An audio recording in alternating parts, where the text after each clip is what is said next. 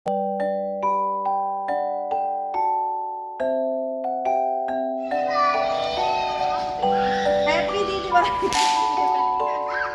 Diwali. Hello everyone, welcome back to my channel. আর আমি পিয়ালি বলছি বাহরিন থেকে। দিওয়ালি ব্লগটা একটু দেরি করেই শেয়ার করছি তোমাদের সাথে। আসলে কদিন ধরে একটু বিজি ছিলাম, মেয়েরও এক্সাম ছিল। চলো আজকে তোমাদের সাথে শেয়ার করি বাহরিনে আমরা দিওয়ালিটা কিভাবে কাটালাম। সবার আগে সন্ধেবেলায় রঙ্গোলি দিতে বসে গেলাম। এই লাইফে ফার্স্ট টাইমে রঙ্গোলি দিচ্ছি। ভেবেছিলাম বড় করে অনেক সুন্দর করে দেবো। সেদিনকে আমাদের বাড়ির সঙ্গে গেস্ট আসার কথা ছিল, গেট টুগেদার আছে। যাই হোক, আর সেরকমভাবে দেওয়া হয়নি। ভেবেছিলাম পরের দিন দেবো, কারণ দিওয়ালি তো পরের দিনও থাকবে। তো যাই হোক, আমার এখানে সব প্রদীপ মোম জ্বালানো হয়ে গেছে। আর দেখো আমাদের সব একদম চলে এসছে বাড়িতে, সবাই কিন্তু এসে হাজির। আর এখন মহল পুরো জমে উঠেছে। একদম আমরা 3টে ফ্যামিলি মিলে একদম জমিয়ে দিয়েছি।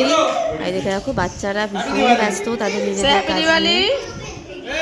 আর এখানে কিন্তু বিহান আপ্রাণ চেষ্টা করে যাচ্ছে আমাদের সেই সৌদি থেকে আনা বেলুনটা ফোলানোর মতো। এটা একটু গামের মতো, 18 টাইপের বেলুন।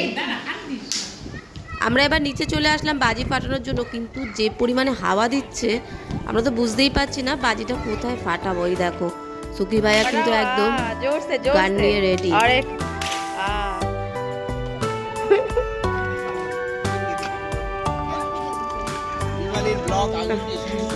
দিওয়ালির ব্লগ আগুন দিয়ে শুরু হচ্ছে। এত হাওয়া চলেও না, ক্যান্ডেলটা জ্বালাতে কম করে প্রায় 15-20 মিনিট টাইম লেগেছে।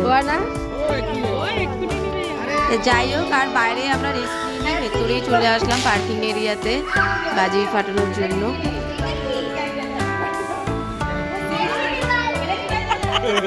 এটা দেখা মজার।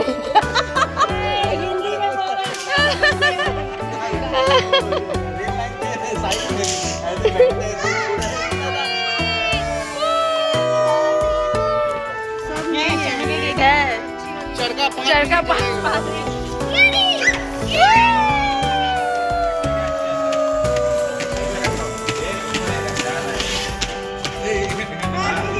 हैप्पी दिवाली। मूविंग हो रहे हैं वहाँ पर।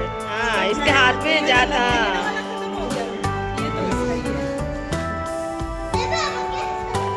তো যাই হোক, বাজি ফাটানোর নমুনা তোমরা দেখলে। হ্যাঁ, মানে বিদেশে এরকমই বাজি ফাটানো হয়। তারপরেও কতগুলো যে জ্বললো না। অনেক তারাবাতি আমরা আবার ঘরে নিয়ে চলে আসলাম, জ্বলছিল না।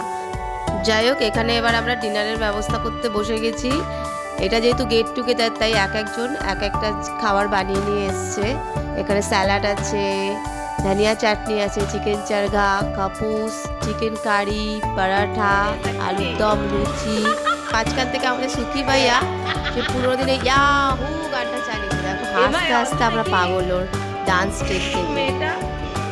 বিদেশে বসে এভাবেই খুব হাসি মজা আনন্দ করেই দিওয়ালিটা কাটালাম আমরা।